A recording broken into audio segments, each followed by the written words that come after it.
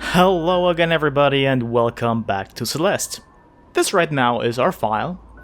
The strawberry stamp means that we've collected 175 strawberries and the flag means we've reached the summit. But today we're just gonna, go through the B-sides. They are harder, remixed bonus versions of all of the chapters. There's no dialogue in them, it's just all gameplay. There's dialogue scenes here and there too, like very rare. There's like 3 of them I think in all of the B-sides. But overall it's just some challenges that require you to have found a deeper understanding of some of the mechanics and its nuances, and they keep pushing you. Like, what you'll see me do here a lot will be that I just, I don't hold on to walls as often. Instead, I just kick against them and jump from them, like here. If you press towards a wall, by the way, and don't hold climb, you'll slide off of it slowly, but still, you can gain some time there, because that doesn't cost stamina. Only really if you're holding on, it costs stamina.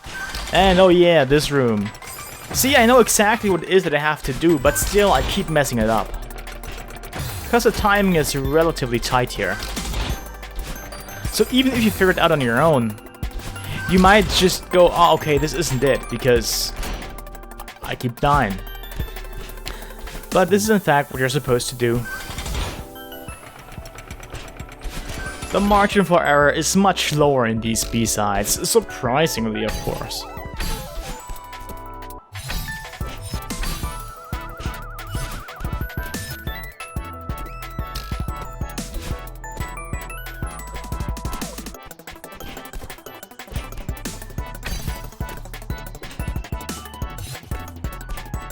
A lot of these challenges are very carefully designed for you to make use of your entire stamina. Unless you can neutral climb, of course, which none of these challenges account for. And that's probably intentional, because the developers had to be aware of it. They just never really make you use it.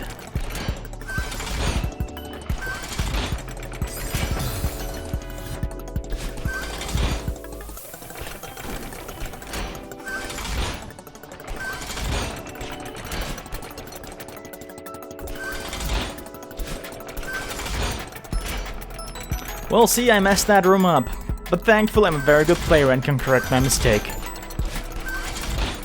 Even though the margin of error is much lower, you can still afford to make mistakes and correct them on the fly, if you are, of course, creative enough to find that solution. Which, I guess most of you are. If you know the mechanics, of course, because hey. This first piece, it really isn't that bad either. It's just... it's probably on par with the summit. I mean, it's kind of hard to just say that, but I think that's about right. Overall, the B-sides don't start out too bad. Just much harder than their original levels they're based on. The thing is, the first time I played through the game, I didn't get any of the regular crystal hearts in the main chapter, so I couldn't enter the core. So I went straight to the B-sides, and I think this is the intended route. And alright, here's a rhythm platformer puzzle. But yeah, I didn't go to the core immediately because I couldn't. Instead I had to collect the crystal hearts here, the red ones, which also count. So before you enter the core, there's 14 crystal hearts that you can get. And I think that's actually a good difficulty curve. Do 4 B-sides and then go to the core. The core was still hard for me at that point, but I didn't even like it. It grew on me with time though, and as I got better at the game, I appreciated the design more and more. Yep, that is B-side 1 done. Let's go to the second one immediately. Chapter 2, with my favorite gimmick. And when I played through the game for the first time, I was really sad that Chapter 2's gimmick was so early in the game, which means that it didn't really exhaust its potential. But of course, there's B-sides. And I explained this in video number 2. Immediately after covering these blocks. But yep, if you press as you are leaving one of those blocks, you can gain momentum and much more distance. It's really useful. And this will happen a few times over the course of the B-sides, where the bird will just show up and give you some inputs, and you'll have to execute them. It's really kind of nice, interesting rather, that a game would introduce new mechanics or new elements of them as the game goes on, like in the post-game. Normally that's where you are expected to just use all the mechanics that you've learned and use them to its fullest. But here, nope, you just learn new stuff. And that's really what sets this game apart, because essentially what you're learning is the stuff that you would need to speedrun these chapters, if you feel like it, of course. Because, see, the thing is, I picked up speedrunning this game, but more on a casual level. Like, I'm not super seriously practicing or anything, I just do runs here and there. And that's really fun. I didn't really understand the hobby as well as I do now. Mainly because, like, this game is really just teaching you what you need to know in order to go through the game faster and faster. Of course, this also extends to stuff like dash cancels, which you expect to find out on your own, and hyper dashes, which the game teaches you eventually. And these upper dash jumps, which we will be taught in one of the B-sides as well.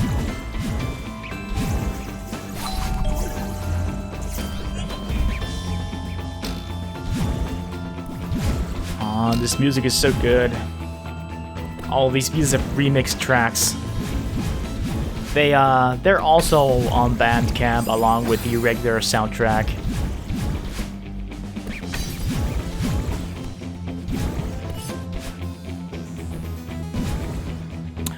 All of them are remixed by different artists, so you get quite a few different styles. This is probably my favorite remix, maybe? I don't know. Could be. My opinion might change as time goes on.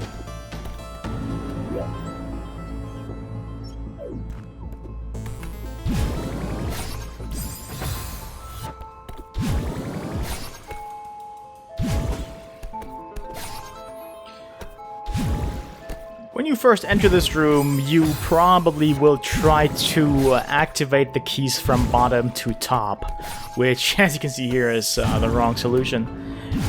It's probably possible to do that, but much harder and considerably slower.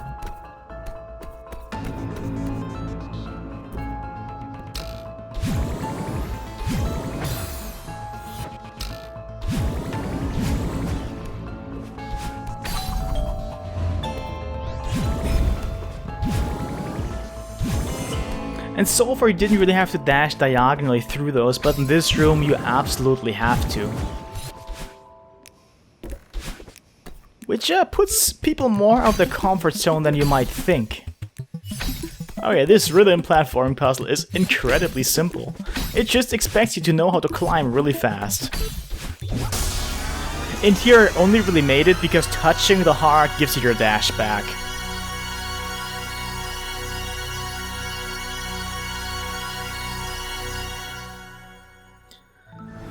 Alrighty, and on to our third chapter of the day. Chapter 3, my least favorite gimmick, because it revolves entirely around cycles, which, hey, you know what, but hey, see that? More kicking off walls without actually holding onto them, for the most part anyway. You still have to climb. But these first few B-sides really expect you to, you know, do that a lot. And, well, the later ones do too, but they also expect more from you.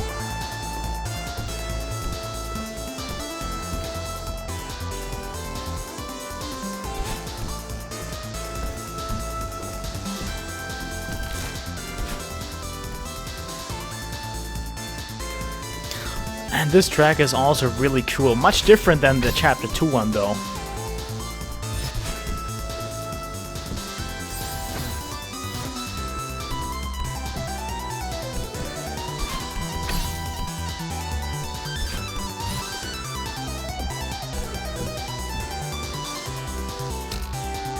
A lot of these puzzles here will seem familiar, because out of all of the B-side chapters, Chapter 3 is the one that takes rooms from regular Chapter 3 the most and just spices them up a little bit.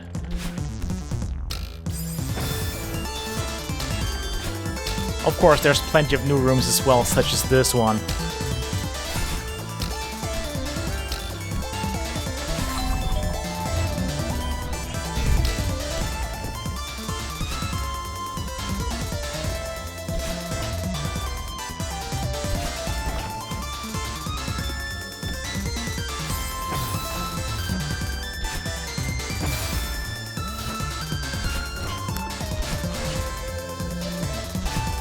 The thing about these levels is, even though they feel really daunting at first, I think that anyone who beat the main game can also beat those. It's just a question of trying, you know. They will be really difficult at first. Like, the first time I went through those, I had like deaths in the hundreds for the most part, but now I'm, for the most part, actually in the double digits.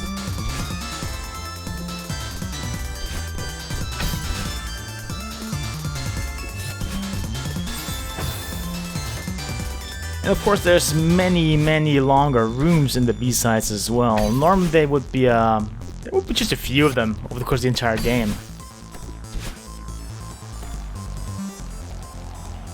But here most of them are, well, really long.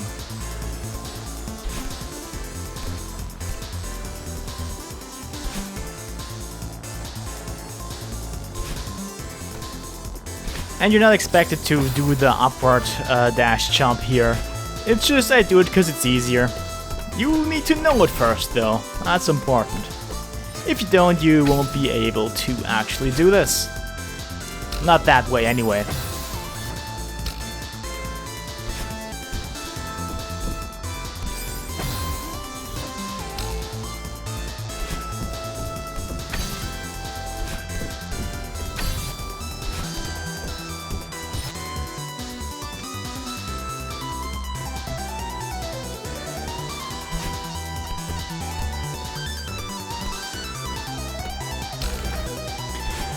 I don't think there's any tell for that block dropping. You'll just have to figure that out the hard way. But it does indeed happen. The chapter would be much easier if it didn't do that.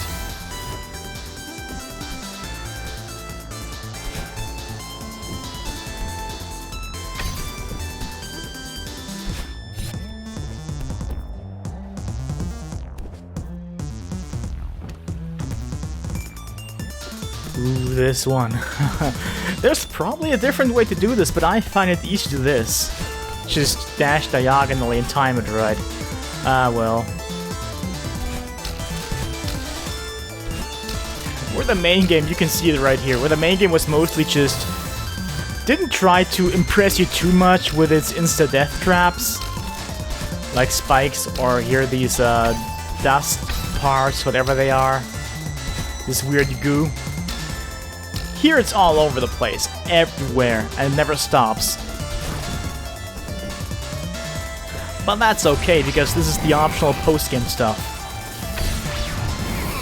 And Mr. Oshiro returns, of course, as a ghost to haunt our dreams, or, well, yeah, I guess you can call the B-sides a dream. They're not canon or anything. Probably.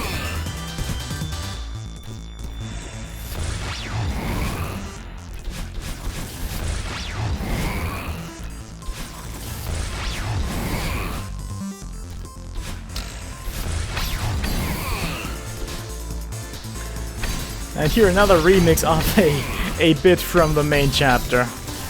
There would be no obstacles whatsoever in our path in the regular chapter 2. 3 rather.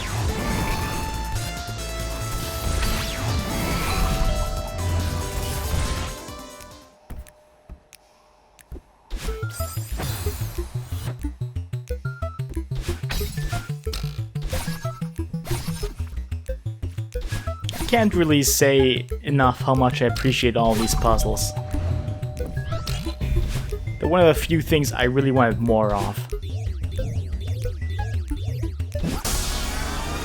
But hey, here we go, good karma. That's Sever the Skyline, Black Moonrise, and Good Karma. That's the names of the B-sides, and it's also, of course, the name of the songs.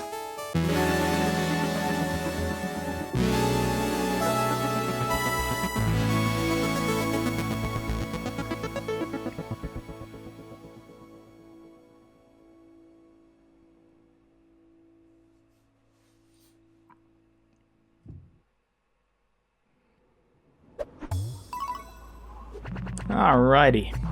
See, just 29 deaths. My first time around, I can probably check this, but my first time around it was much higher, obviously. Just goes to show just how much better you get with time. And because it didn't show on screen, here's my actual deaths. For the first 3 chapters, except for the third one, we saw that, but hey, 50 so far. But you know how it is, that's it for now. Next time we will see 3 more B-side chapters, and you already know that they'll escalate, right? So, see you then.